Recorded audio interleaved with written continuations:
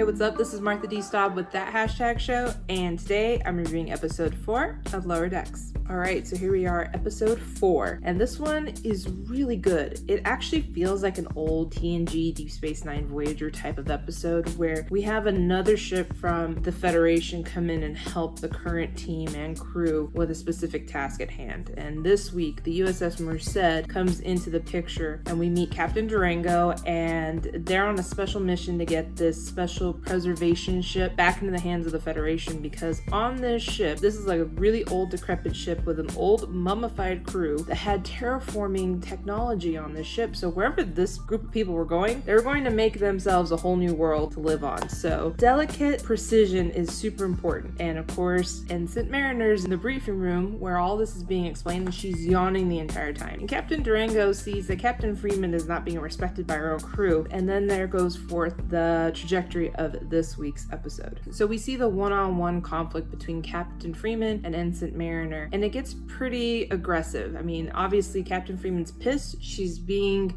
talked down to by an ensign in front of the rest of the crew, which I'm assuming the rest of the crew doesn't realize that Ensign Mariner is Captain Freeman's daughter. I'm not sure what the deal is here. Commander Ransom actually says and suggests that maybe if we give Ensign Mariner all the really bad tasks, then maybe she'll want to transfer on her own. That's the plan that goes into place. In the lower decks, the ensigns get all their new tasks. Ensign 10D gets a task to go see an ascension. Rutherford's like, yo, that's like a Q or a traveler, which I think is really cool because they do reference Q and the traveler. If you remember who the traveler was, he was that entity being that would help the Enterprise, and actually Wesley Crusher ended up going with the traveler to become of a higher species because Ensign Wesley Crusher was that special. So it's kind of cool that they reference those two beings because those two are actually one of my favorites. These new tasks get assigned. Mariner gets the worst. Even Boimler says that's like Klingon prison tasks. So they're really trying to push Ensign Mariner off the ship because she's just being a pain in the ass, and Captain Freeman can't deal with it anymore. In this episode, we actually get to see Ensign Tendi get really excited about seeing an ascension. So she's super stoked that she got this task, and so she meets this guy, his name's Oconnor, and he's trying to ascend, and Ensign Tendi is just very adamant to make sure that he ascends. She ends up ruining the ascension when she goes in and plays with a gong, and then she ruins the sandscape that he'd been working on for years. She's like, we're gonna help you ascend, it's just gonna happen. So she becomes obsessed with that point just because she wants to be liked by Oconnor, which I thought was weird because I thought she had a thing for Rutherford because these two end up kissing. And then towards the end of the episode, Oconnor ascends. He ends up seeing a koala bear, which I don't know why. Maybe there's a reason behind it. So the main story with this week is definitely the confrontation between Captain Freeman and Ensign Mariner. So she ends up promoting her as a lieutenant so that she can do all these boring lieutenant jobs. Ensign, now Lieutenant Mariner, just absolutely hates it. And at this point, Boimler is pissed. I mean, he's like, if she's doing bad things, I should do bad things too, and then I'll get promoted, which ends up failing, but it is what it is. Leave it to some leaked terraforming substances to engulf both the ships for Ensign Mariner and Captain Freeman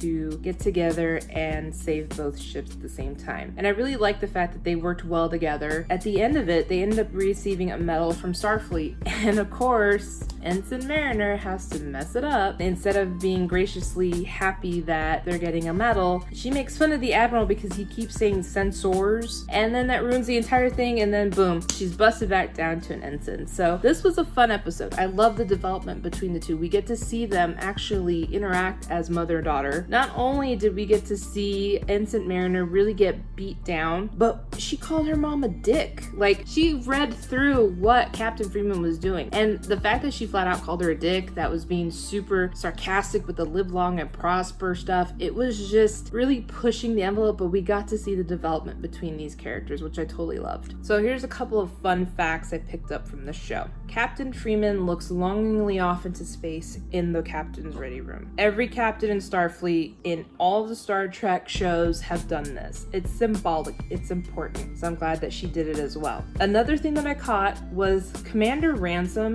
did the Riker pose with his knee up. I don't know what happened because obviously this is set after the events of TNG Enterprise time frame. Where is it said that Commander Riker does that pose? And why is it so important that other commanders do it too? I don't know. It's really funny, but I caught it. Caught you, Commander Ransom. I saw it. Another thing that I really loved about this episode was that the graphics, they're just so pristine. They're so clear. You can, obviously, there's a lot of detail to explain what is happening with this terraforming fluid. I mean, you really understand what's happening. So overall, the art, the quality of this show is amazing. I totally love it. I love the effort that's going into this. In this episode, it is abundantly clear Ensign Mariner is my favorite character. And I know that's really premature to say that, but we're in episode 4 and she made me laugh this entire time. And I love that carefreeness of it. And so I'm really hoping in the next episodes we get to see what caused Mariner to be this way. I hope we see more of that backstory so we can kind of understand where Mariner's coming from. Either way, this week was a great episode. I laughed. Awesome job overall. I thought it was great, and can't wait to see what's happening next week. So don't forget to tune in to see my next review on episode 5. And don't forget to like, share, and subscribe. So thank you guys, and I'll see you at the next video.